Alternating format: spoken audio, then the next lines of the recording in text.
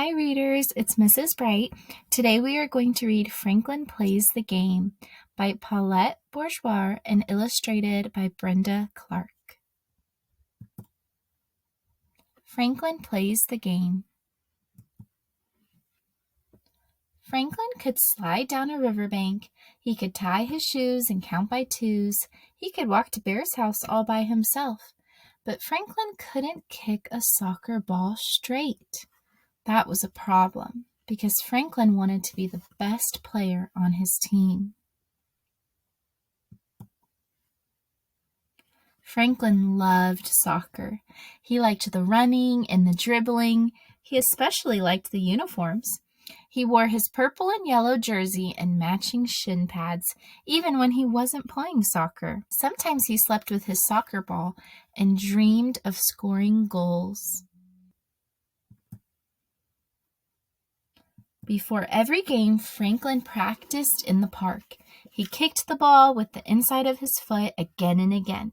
He did warm-up stretches and cool-down walks. Still, Franklin had trouble.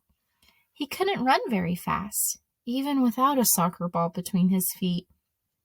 And when Franklin kicked the ball, it never went where he intended.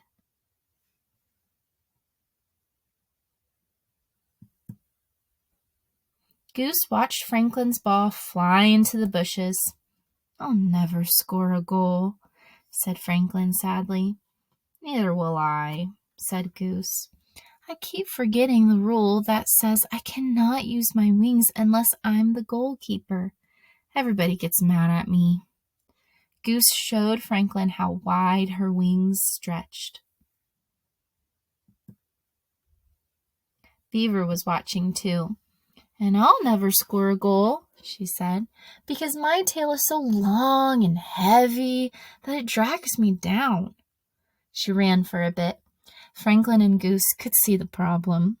"No wonder we never win any games," grumbled Franklin. It was true. Franklin's team had not won a game all season. Bear's team won every game. Losing didn't bother Coach. She said the same thing before each game. "Let's have fun out there." Losing didn't bother Franklin's parents, who shouted, "Nice try," whenever Franklin got the ball. But it bothered Franklin a lot. "What's wrong?" asked Franklin's father. "I never score a goal," answered Franklin.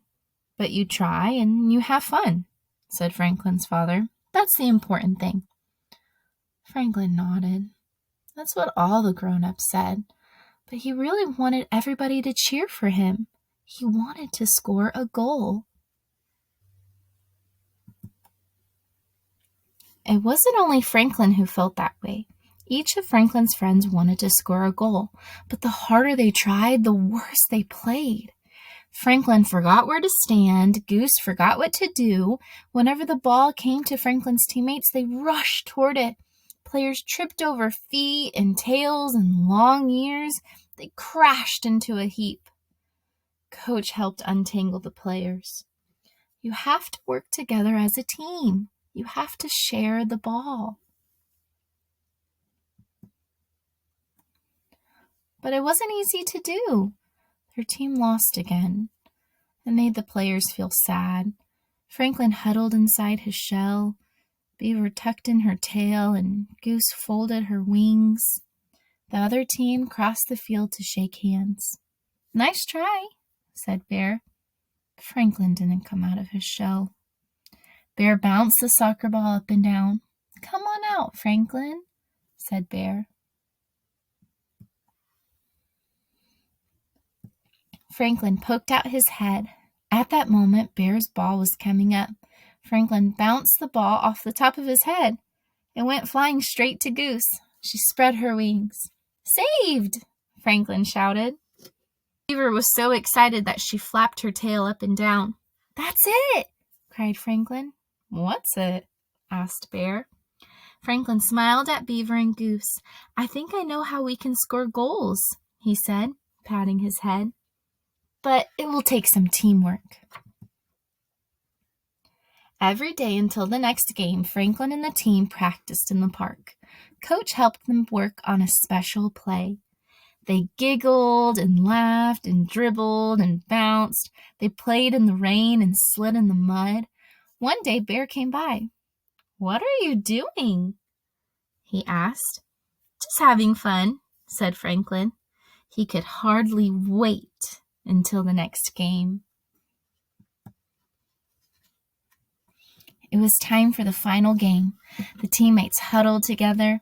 "Let's show them what we can do," said Franklin. But within the first minutes of the game, Bear's team scored a goal. "Team," said Coach, "it's time for your special play." Goose went into the goal.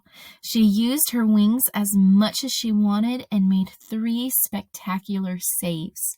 The crowd cheered. Goose spotted Franklin on the field and tossed the ball to him. It landed on Franklin's head. One strong bob, and Franklin sent the ball soaring to Beaver. With a swish of her tail, Beaver passed the ball to Rabbit. He lifted his big foot and kicked the ball into the net. Franklin's team scored. The teammates jumped for joy and hugged one another. For the rest of the game, they played their best. Franklin even headed the ball twice, but nobody on his team scored again. Bear's team scored one more time to win the game. Coach gave all her players a ribbon. "You should be proud of yourselves," she said. "You worked hard as a team. You all helped score that goal." Franklin's parents invited the team out for a treat. "Why?" asked Franklin. "Our team didn't win." "You look like winners to us," said his father. Franklin had to agree. They were tired and dirty and happy. Sure signs of a winning team. Well, readers, I hope you enjoyed reading Franklin Plays the Game.